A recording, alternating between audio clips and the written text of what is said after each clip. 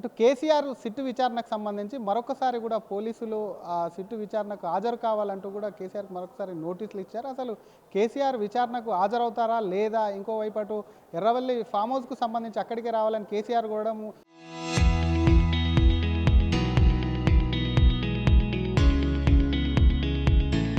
ఇంకోవైపు ఇక్కడే ఉన్నటువంటి హైదరాబాద్లో ఉన్నటువంటి నివాసానికి పోలీసులు ఇక్కడే విచారణ చేపట్టేందుకు ఆయన నుండి కూడా వాగ్మూలం తీసుకునేందుకు కూడా నోటీసులు అతికిచ్చామన్నారు. మరి ఈ విషయానికి సంబంధించి అసలు కాంగ్రెస్ బీఆర్ఎస్ వ్యూహం ఏంటి మున్సిపల్ ఎలక్షన్ ముందని మనతో మాట్లాడడానికి బీజేపీ రాష్ట్ర అధికార ప్రతినిధి టీఎస్పీఎస్సీ మాజీ సభ్యులు విఠల్ గారు ఒకసారి మాట్లాడించేటువంటి ప్రయత్నం చేద్దాం.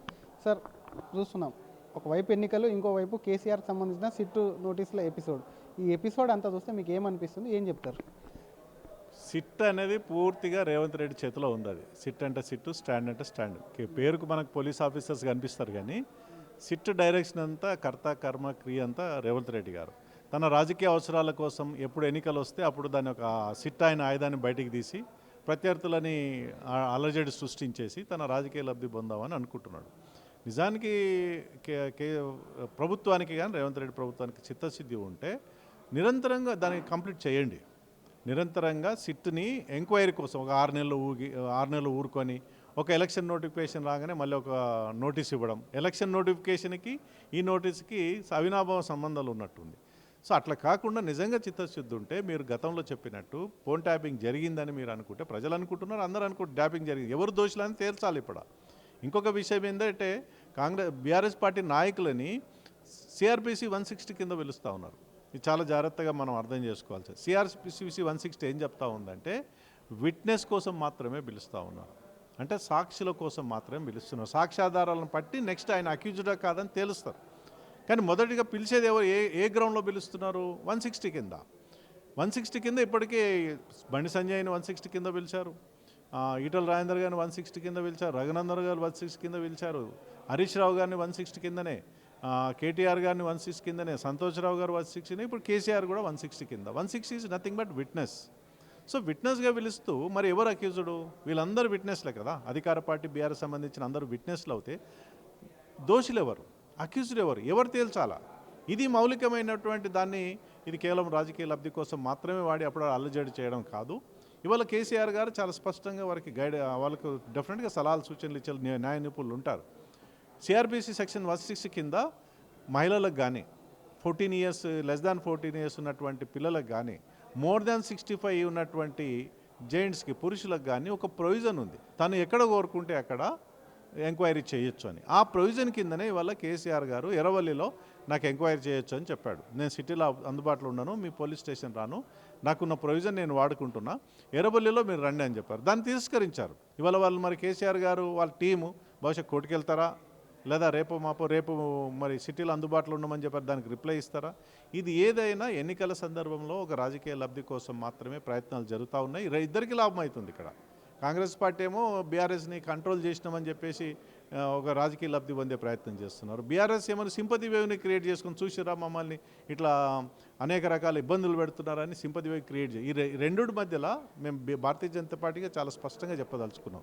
ఈ రెండు పార్టీలు ప్రతి ఎన్నికల సందర్భంలో నువ్వన్న లబ్ధి పొందు, నేనన్న లబ్ధి పొందు. బీజేపీ రావద్దు. బీజేపీ పిక్చర్లో ఉండకుండా చేసే ప్రయత్నం ఇది. కానీ ప్రజల గుండెల్లో ఉంది. మీ రాజకీయ నాయకులు అంటే డ్రామాలు ఆడినంత మాత్రం బీజేపీ పోదు. రోజు రోజుకు బలపడుతున్న సంస్థ ఈ దేశంలో ఏదైతే ఉందో అది భారతీయ జనతా పార్టీ. ఎప్పుడు ఎదుగుదల గ్రోత్ రేట్ ఉంటుంది, ఎప్పుడు డౌన్ఫాల్ కాలే. ఇవాళ తెలంగాణలో కూడా వరుస గ్రోత్ రేట్ ఉంది. మనం తక్కువ సీట్లు గెలిచిన సర్పంచ్ ఎలక్షన్లకు దాదాపు 1000 సర్పంచ్ ఎలక్షన్ 8తో ఇండిపెండెంట్ కలుపుకుంటే మాకు అనుకూలంగా ఉన్నవైతే 1000 సర్పంచ్ సీట్లు గెలిచినాం. ఇవాళ మున్సిపల్ ఎలక్షన్స్ ఉన్నాయి. మున్సిపల్ ఎలక్షన్లో చాలా బలంగా వాతావరణం భారతీయ జనతా పార్టీకి ఉన్నదని బీఆర్ఎస్కి తెలుసు, కాంగ్రెస్కి తెలుసు. కాబట్టి ఈ పార్టీని చర్చలను ఉండకూడదు, క్యాంపెయిన్లో ఉండకూడదు అని చెప్పేసి ఈ నోటీసులో రోజు హెడ్లైన్స్ సిట్టు, కేసీఆర్, రేవంత్ రెడ్డి ప్రభుత్వం, పోలీసులు ఇదే నడుస్తుంది తప్ప మరి భారతీయ జనతా పార్టీలో మేము భారతీయ జనతా పార్టీలో మా నాయకత్వం ఇప్పటికే మేము అందరికీ బాధ్యతలు అప్పచెప్పడం జరిగింది. క్యాంపెయిన్లో ప్రారంభంలో ఉన్నాం. మీరు సిట్లు నోటీసులు ఇచ్చుకోండి. భారతీయ జనతా పార్టీ చాప కింద నీరులాగా రేపు రిజల్ట్ చూపించబోతుంది. కానీ మీరే అంటున్నారు అసలు చర్యలు తీసుకోవాలని మీరే అంటారు. ఒకవేళ నోటీసులు ఇస్తేనేమో ఎన్నికల టైం అని, లబ్ధి పొందేందుకు ఇద్దరు ఒకటైన టైం అని. కరెక్టేనా బీజేపీ వాదన? నేను 100% చెప్తున్నా. చర్యలు తీసుకోమని చెప్తున్నాం, దోషులు ఎవరో తేల్చమని చెప్తున్నాం. అది నిరంతరంగా ఎందుకు జరగదు? సిట్ వేసినారు, అధికారులు ఉన్నారు కదా, లీవ్లో లేరు కదా, వాళ్ళకు ఒక బాధ్యత చెప్పినప్పుడు రోజువారీ కార్యక్రమాలు ఉండాలి కదా. 6 నెలలకు ఒకసారి 3 నెలలకు ఒకసారి ఎలక్షన్స్ వచ్చినప్పుడు ఇదెందుకు? ఎలక్షన్ రానప్పుడు ఏం చేస్తుంది సిట్టు? ఎలక్షన్ వచ్చినప్పుడే సిట్టు గుర్తుకొస్తుందా? దానికి ఒక ప్రొసీజర్ ఉంటుంది, దానికి సంబంధించి కొంత టైం కూడా పడుతుంది. ఏది కూడా అంత ఈజీ కాదు. న్యాయ నిపుణుల సలహాలు తీసుకోవాల్సి వస్తుంది. పోలీసులు వాళ్ళకి చట్టానికి గౌరవించి లోబడి పనిచేయాల్సి వస్తుంది అనేది ప్రభుత్వం కానివ్వండి, ఆఫీసర్లు చెప్తున్నటువంటి మాట. వెంటనే అరెస్టు చేయడం అట్లాంటివి ఉన్నాయి అనేది వాళ్ళ వాదన. మేము అరెస్ట్ చేయమని అనట్లేదు, ఏదో రేపే జైల్లో పెట్టండి అని చెప్పట్లేదు. దోషులను తేల్చమంటున్నాం. ఎవరు దోషులు? అధికారుల, రాజకీయ నాయకుల, బీఆర్ఎస్ అధికారులు, బీఆర్ఎస్ పార్టీ నాయకుల, ఎవరు దోషులు తేల్చండి. సిట్ వేశారు, 2 ఏళ్ళు అయింది, ఇంకా ఎంక్వైరీ ఏంటి? ఇంకా నోటీసులు ఏంది? ఛార్జ్షీట్ ఎప్పుడు ఫైల్ చేస్తారు? ఛార్జ్షీట్ ఫైల్ చేసిన తర్వాత కోర్టు పరిధిలోకి వెళ్తుంది. కోర్టు మరి అరెస్ట్ చేయమని చెప్తుందా? లేదా ఛార్జ్షీట్ వేసేసినాం కాబట్టి అరెస్ట్ అవసరం లేదని చెప్తుందా? మీరు తేల్చండి. ఎందుకంటే మీరు ఎంక్వైరీ అంటే ఫోన్ ట్యాపింగ్ జరిగిందని మీరే అంటున్నారు, ప్రజలందరూ అనుకున్నారు. ఎవరు తేల్చమని మేము చెప్తున్నాం. దోషులు ఎవరు? భారతీయ జనతా పార్టీ డిమాండ్ అది దోషులు బీఆర్ఎస్ నాయకుల, అధికారుల, ఇంకా థర్డ్ పార్టీ, ఎవరు తేల్చమని చెప్తా ఉన్నాం. Thank you sir. ఇది అసలు కేసులో దోషులు ఎవరో తేల్చాలే తప్ప కానీ దాన్ని లాగకూడదు. 6 నెలలకు ఒకసారి వాళ్ళకి ఇష్టం వచ్చినప్పుడు వాళ్ళకి లబ్ధి చేకూరేలో కూడా ఒకవైపు బీఆర్ఎస్, కాంగ్రెస్ వ్యవహరిస్తుంది. కాంగ్రెస్ ముఖ్యంగా అటు బీజేపీ ఎదుగుదలను అడ్డుకునే ఒకవైపు బీఆర్ఎస్కు సింపథైజర్ ఓట్లు కూడా దారి మళ్లింపు కోసం చేస్తున్నటువంటి ప్రయత్నం. కాబట్టి తొందరలోనే ఈ కేసును తెలిసాలి. ఇటువంటి రాజకీయాలు మానుకోవాలి. మీరు అదేవిధంగా చేస్తుంటే బీజేపీ చాప కింద నీరులా కూడా ఒకవైపు బలపడుతూ సరైనటువంటి ప్రజలు బుద్ధి చెప్పేందుకు ఈ మున్సిపాలిటీ ఎన్నికల్లో కూడా సిద్ధంగా ఉన్నారని బీజేపీ రాష్ట్ర అధికార ప్రతినిధి టీఎస్పీఎస్సీ మాజీ సభ్యులు విఠల్ అంటున్నారు. కెమెరామెన్ గజబ్తో Sridhar, RTV, Hyderabad. Local to global news at your finger tips. మీ చేతిలో ఒక ఆయుధం. Download raw TV app. Media legend Ravi Prakash is back.